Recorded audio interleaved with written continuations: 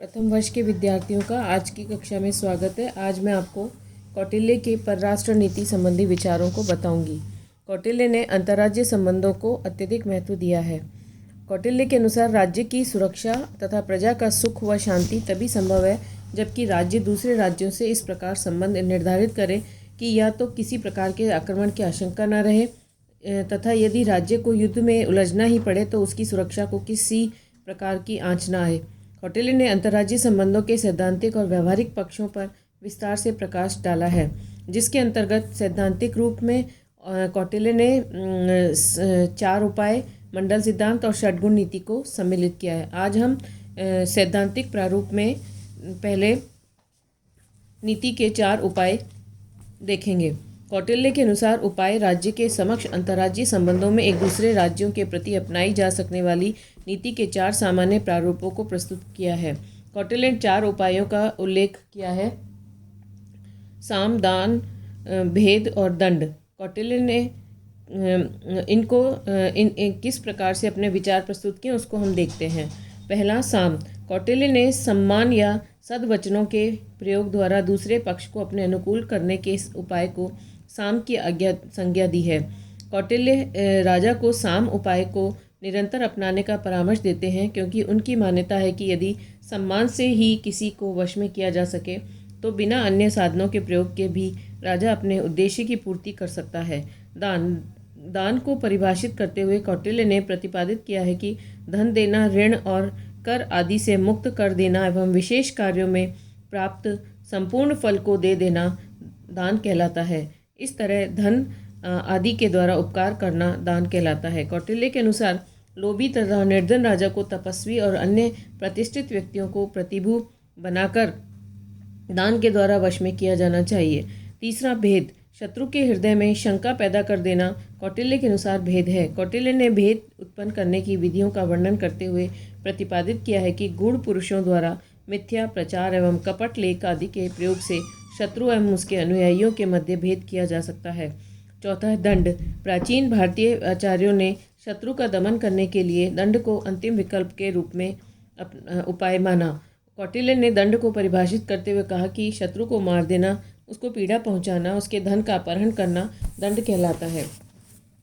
कौटिल्य ने उपायों का संयुक्त रूप से अथवा पृथक पृथक प्रयोग करने को अभिष्ट बताया है और प्रतिपादित किया है कि छोटी बड़ी आपत्तियों के अनुसार ही उपायों के नियोग, विकल्प और समुच्चय का प्रयोग किया जाना चाहिए। कौटिल्य के अनुसार उपयुक्त उपायों में से एक ही उपाय द्वारा जो कार्य सिद्धि होती है उसे सिद्धि, 2 उपायों से हुई सिद्धि को द्विसिद्धि, 3 उपायों से हुई सिद्धि को त्रिसिद्धि और 4 उपायों से हुई सिद्धि को चतुर्सिद्धि कहते हैं।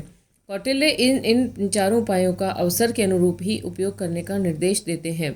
उपायों के तुलनात्मक महत्व के विषय में आचार्य कौटिल्य की नीति अत्यंत युक्तियुक्त व व्यावहारिक है।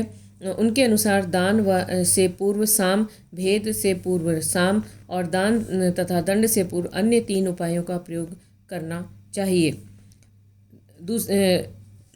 कौटिल्य की परराष्ट्र नीति के सैद्धांतिक पक्ष की दूसरा पक्ष है षड्गुण नीति। षड्गुण नीति अंतर्राज्यीय संबंधों के निर्धारण में दूसरे राज्यों के प्रति परिस्थिति विशेष के संदर्भ में एक विशिष्ट दृष्टिकोण अपनाने हेतु विवेक सम्मत विकल्प प्रस्तुत करती है। कौटिल्य के अनुसार नीति के 6 पक्ष हैं: संधि, विग्रह, आसन, यान, संशय और द्वैधिभाव।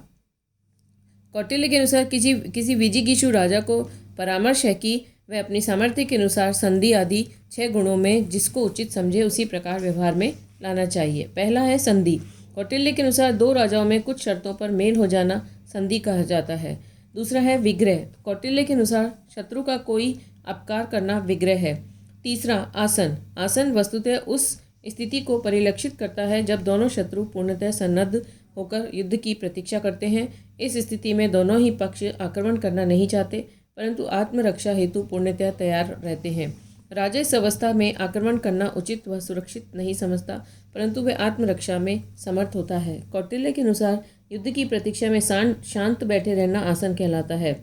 आसन के भेद। आसन के 2 भेद माने हैं: विग्रह आसन और संधाय आसन। कौटिल्य ने कहा है कि जब तक राजा पूर्णतः शक्ति संपन्न हो तभी उसे युद्ध की घोषणा करके आसन नीति का अवलंबन करना चाहिए परंतु जब ऐसा प्रतीत हो कि युद्ध की घोषणा करने के पश्चात विग्रह आसन नीति सफल नहीं हो सकती, तब उसे संधाय आसन नीति का अनुसरण करना चाहिए। चौथा, यान। विजिगीषु राजा शत्रु पर जो आक्रमण करता है उसे षड्गुण के अंतर्गत यान की संज्ञा दी गई है।